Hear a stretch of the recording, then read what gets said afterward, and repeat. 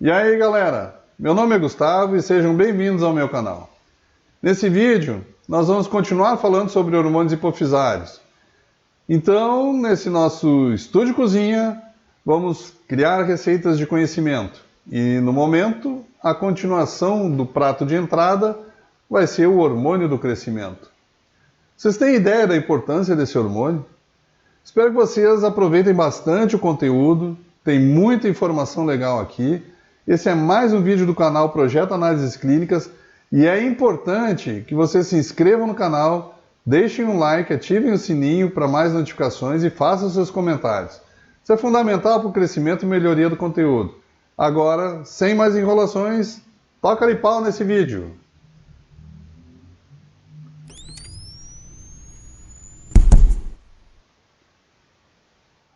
Então, pequenos gafanhotos, sedentos de informações, curiosos pelo sistema endócrino, vamos dar continuidade aos hormônios hipofisários.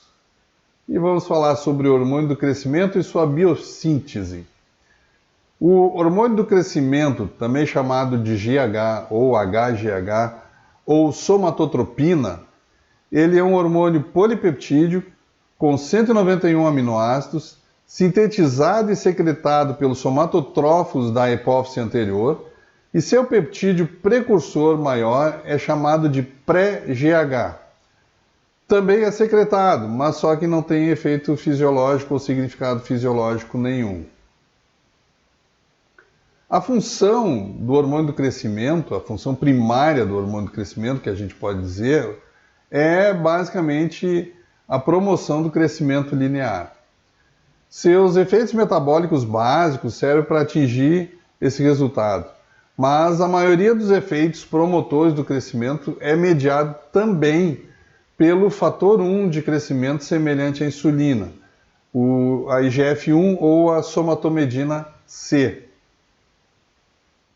O hormônio do crescimento, através da IGF-1, aumenta a síntese proteica, promovendo a captação de aminoácidos e acelerando diretamente a transcrição e translação do RNA mensageiro. Além disso, o hormônio de crescimento tende a diminuir o catabolismo proteico por mobilização da gordura como uma fonte de combustível mais eficiente, o que causa diretamente a liberação de ácidos graxos do tecido adiposo e promove sua conversão em acetilcoenzima A, da qual é derivada a energia. Uma vez que o hormônio do crescimento aumenta a utilização de ácidos graxos como fonte energética, ele, por consequência, poupa a utilização de carboidratos para a produção de energia, além de reduzir a utilização da glicose. E ele também estimula a produção da glicose pelo fígado num processo chamado gliconeogênese. Dessa forma, o hormônio do crescimento também afeta o metabolismo dos carboidratos.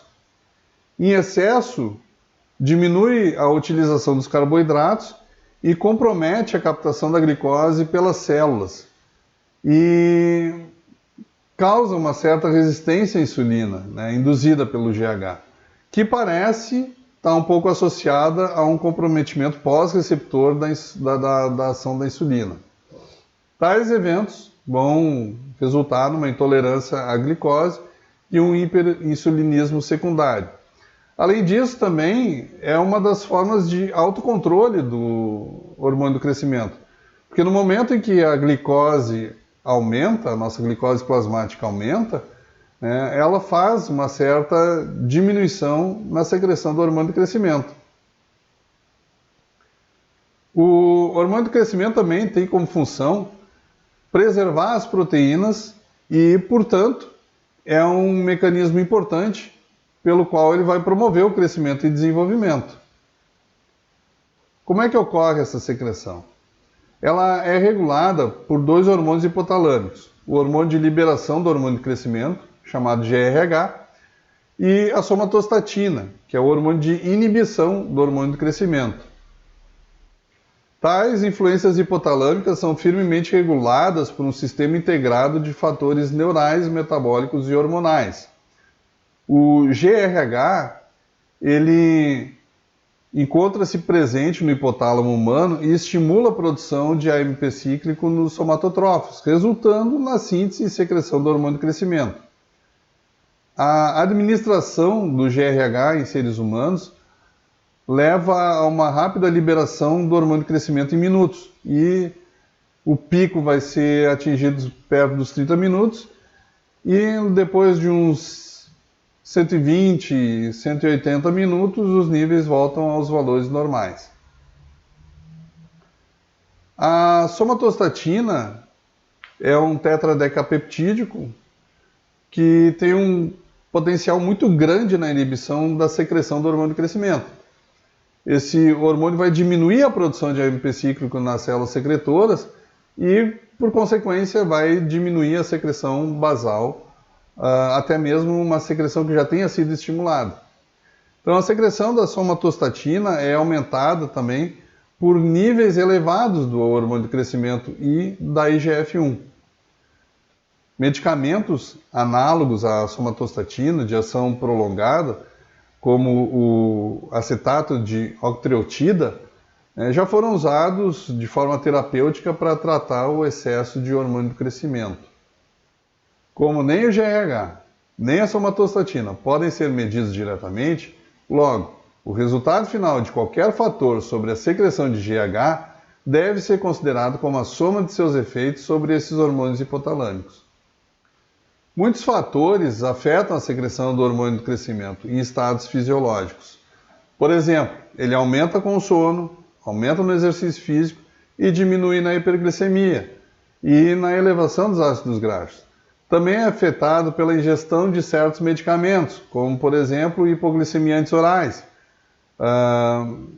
antagonistas competitivos dos receptores adrenérgicos beta-1 e beta-2, como o propanolol, fármacos do grupo antiparkinsonianos, como o levodopa, agonistas adrenérgicos, como a clonidina, e diminuem com bloqueadores alfa-adrenérgicos, como a fentolamina.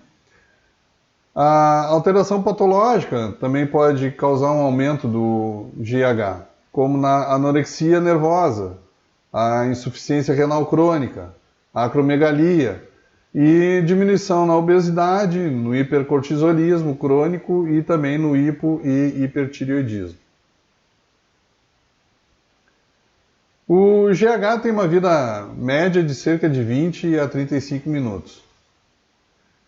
Em relação à sua dosagem, ele circula de forma não ligada no plasma. Um adulto saudável secreta aproximadamente 400 microgramas de GH por dia, em contraste a adolescentes e jovens que secretam cerca de 700 microgramas por dia. Os valores de referência podem mudar de laboratório para laboratório devido aos métodos utilizados, mas ele fica em torno de menos de 1 nanograma por ml para homens e menos de 3,5 nanogramas por ml para mulheres. E para recém-nascidos e crianças, os valores ficam em torno de 5 a 20 nanogramas por ml. A gente também tem testes de estímulo e testes de inibição do hormônio de crescimento, os testes de secreção. Então, quando se utilizam determinações de hormônio de crescimento para verificar a deficiência ou a reserva secretora insuficiente, a gente não deve confiar num único ou numa única medida basal, pois muitos pacientes podem apresentar valores basais muitas vezes não mensuráveis. Então, a avaliação da secreção fisiológica do HGH muitas vezes é difícil devido ao seu caráter pulsátil, e o pulso mais consistente ocorre 1 ou 2 horas após o sono também. Então, por isso, na maioria das vezes, é adequado executar alguns procedimentos provocativos em casos específicos ou procedimentos inibitórios. Então, um dos testes que a gente vai falar agora é o teste de estímulo após hipoglicemia insulínica. É um teste complicado de realizar. O adequado é que ele seja feito em hospitais. O jejum é obrigatório desde as 22 horas do dia anterior. No dia seguinte, o paciente é mantido em repouso, com veia puncionada e heparinizada por uns 30 a 45 minutos antes da coleta basal ou o tempo zero. E após essa coleta, vai se aplicar insulina simples na quantidade de 0,05 unidades por quilo de peso do paciente e depois realizar as coletas nos tempos 15, 30, 45, 60, 90 e 120 minutos. Porém, se em algum momento o paciente apresentar sintomas de um coma hipoglicêmico, né, ele deve receber uma solução de glicose 50% e a prova é suspensa se envia para o laboratório apenas as coletas realizadas antes desse evento, né? A resposta é considerada normal, tá, com um aumento de pelo menos 5 nanogramas de ml sobre o valor basal entre 30 a 60 minutos, né, como visto na linha azul. Se o indivíduo tem deficiência de hormônio de crescimento, basicamente não vai acontecer estímulo nenhum, como é visto na linha laranja. E aqueles indivíduos que são acromegálicos, como visto na linha cinza, eles já têm um basal exacerbado de hormônio de crescimento. E se a gente está dando um estímulo a mais para ele crescer, né, para ele ser liberado, é óbvio que vai ser um super estímulo próximo dos 30 minutos. Outro é o teste de estímulo após arginina. O paciente também vai ter que estar em jejum desde as 22 horas do dia anterior. No dia da coleta, ele deve ser mantido em repouso por cerca de uns 60 minutos antes da coleta basal e coletar no tempo zero e logo em seguida administrar o monocloridato de arginina numa solução a 10% na proporção de 0,5 gramas por quilogramas em infusão endovenosa. Se coleta nos tempos 15, 30, 45, 60, 90 e 120. Esse teste basicamente não apresenta desconforto e é considerado bem seguro. O que a gente nota? Como uma resposta normal basal, também a gente deve ter um valor de hormônio de crescimento maior que 5 nanogramas por ml próximo dos 45 minutos. E essa resposta é muito maior em meninas do que em meninos. E naqueles pacientes que têm deficiência de hormônio do crescimento, como na linha laranja, basicamente não ocorre estímulo nenhum. Tem também o teste de estímulo após glucagon. De novo, um jejum obrigatório desde as 22 horas do dia anterior do exame.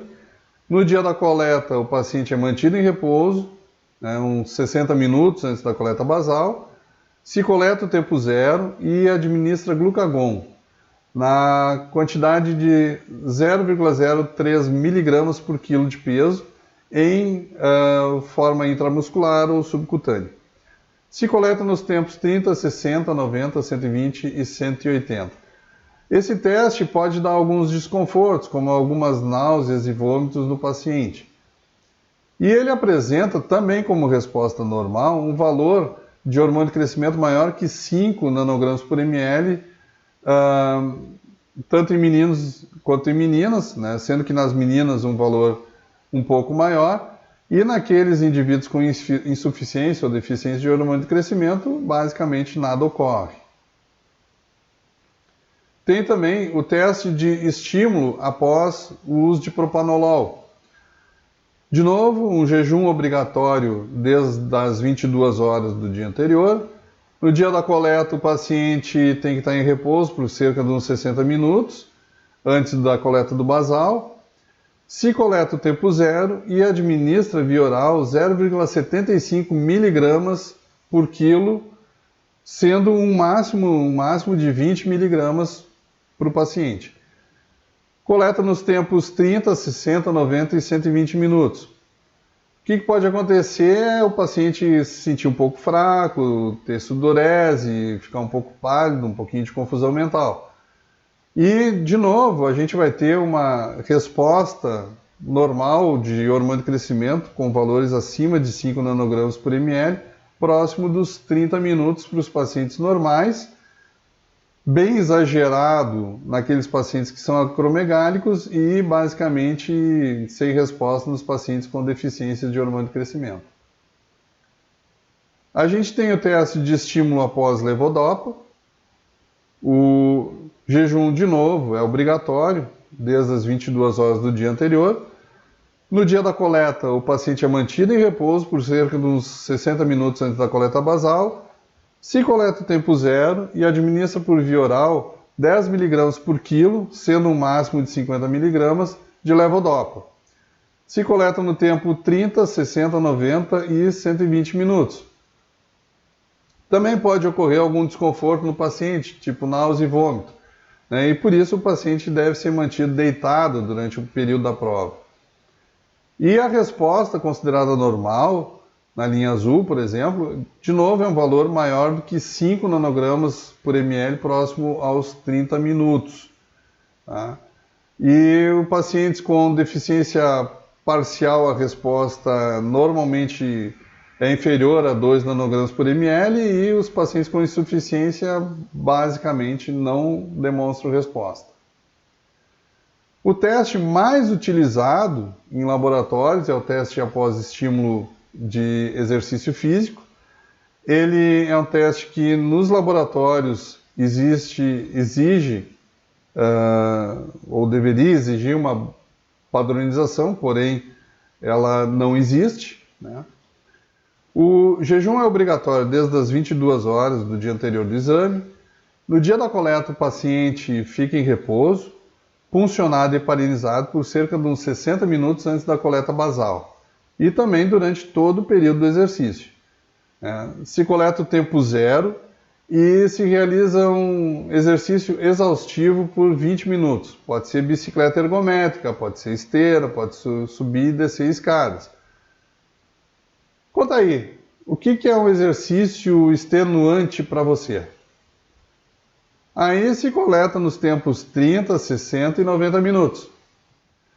Apresenta como resposta normal também o valor de GH um pouco maior do que 5 nanogramas por ml, próximo aos 30 minutos. Então, pacientes que fazem de forma correta o exercício extenuante, né, ou seja, os pacientes normais, aos 30 minutos, vão ter um valor de aproximadamente 5 nanogramas por ml, que vai continuar subindo, mas dentro de uns 120 minutos já volta ao normal.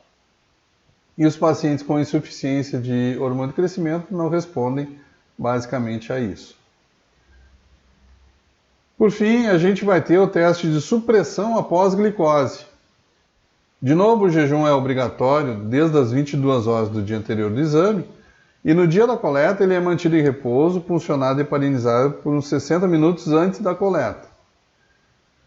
Se faz a coleta basal, coleta do tempo zero, e ele ingere de uma única vez 100 gramas de glicose por via oral. Se coleta nos tempos 30, 60, 90, 120 e 180 minutos. Pode ocorrer um leve enjoo no paciente devido a essa alta dose de glicose ingerida de uma única vez. O teste ele é indicado na investigação inicial e subsequente à terapia de pacientes portadores de adenoma produtor de hormônio de crescimento. Nos pacientes normais, como na linha azul, ocorre uma queda dos níveis de GH próximo dos 90 minutos. Nos pacientes com deficiência de hormônio de crescimento, eles já não tem basicamente hormônio de crescimento, então certamente não vai ter finalidade o teste nesse caso, como na linha laranja.